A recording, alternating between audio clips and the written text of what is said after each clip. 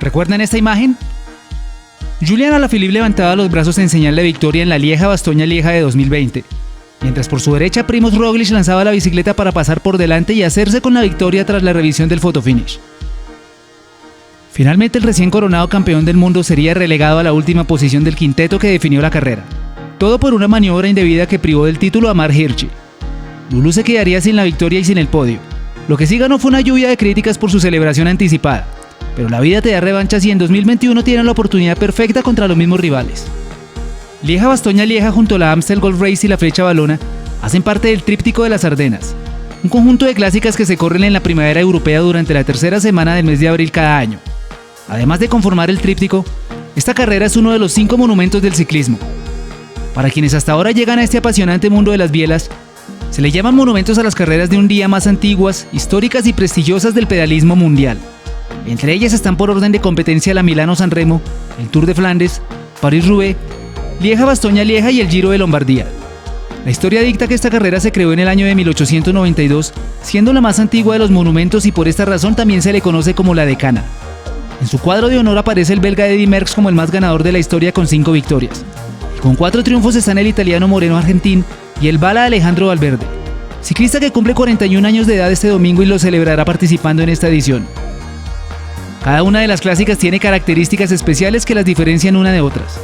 En el caso de Lieja-Bastoña-Lieja, su principal atractivo radica en la cantidad de muros o pequeñas cotas que componen el recorrido. Este año el trazado dispuesto por la organización cuenta con 259 kilómetros y 4.266 metros de desnivel positivo, distribuidos en 12 tramos de ascenso, donde los más extensos son el Col de Roussillon 62 de meta, con 4 kilómetros al 5,8%, y la Côte de Huitreugard con 5 kilómetros al 4,4% de desnivel promedio. Luego de ese par de subidas se presentan otras 2 cotas, y a 13 de meta llega la Côte de la Roche-sur-Fonne con sus 1.500 metros al 9,2%. Lugar donde se pueden presentar los ataques definitivos entre los favoritos, y teniendo en cuenta que los 2 kilómetros finales son en llano, dejar con posibilidades a un velocista sería entregarle la victoria. Este mismo escenario es el que más temprano tendrán que recorrer las damas. A diferencia de la prueba masculina, el trazado se reduce a 140 kilómetros y 2.140 metros de desnivel positivo, partiendo desde Bastoña y pasando casi por las mismas cimas, pero evitando la Côte de Huitreugard para luego retomar los 2 últimos puertos y finalizar en el mismo sitio que los hombres. Las nóminas de las damas son prácticamente las mismas que vimos en la Amstel Gold Race y la Flecha Valona. Estará presente la ganadora en la Amstel Nana van der Breggen, Annemiek van Vleuten del Movistar Team, Katarzyna Niewiadoma del Canyon, la española Mavi García, Elisa Longo Borghini, Marianne Vos del Jumbo y Amanda Spratt del Bike Exchange entre las favoritas y más destacadas. No estará presente la campeona defensora Elizabeth Diñán por lesión. La cubana Arleny Sierra y Paula Patiño de Colombia son de nuevo las representantes de Latinoamérica en las Ardenas.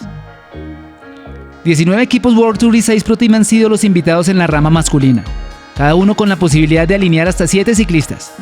Entre los latinoamericanos inscritos están los ecuatorianos Richard Carapaz de Linios y Jonathan Caicedo por el IF Education, los colombianos Sergio Higuita con el IF, que tiene opción de pelear la carrera, Esteban Chávez del Team Bike Exchange y Sergio Luis Henao del Quebeca Asos.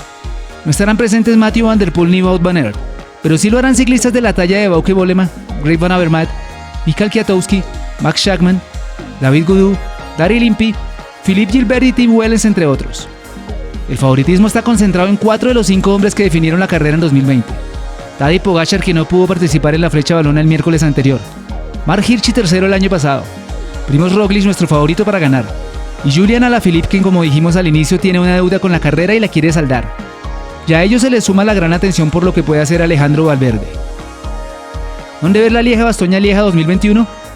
La carrera estará en directo para España por Eurosports desde las 11 horas locales, y en Latinoamérica podrá verse la transmisión de la prueba femenina por ESPN desde las 4 am de Colombia, Perú, Ecuador, México y 6 am de Argentina, Chile y Uruguay. 2 horas 30 después inicia la transmisión de la competencia masculina. Cuéntanos quién crees que va a ganar la prueba y cuál va a ser el podio. ¿Quién puede ganar la prueba femenina? ¿Logrará Julian Alaphilippe tomar revancha y llevarse la prueba? ¿Repetirá Roglič? ¿Pogačar puede dar la sorpresa? ¿O ganará Valverde el día de su cumpleaños? Déjanos tu opinión abajo en los comentarios. Nos vemos pronto con el resumen de la Lieja-Bastoña-Lieja y la previa del Tour de Romandía.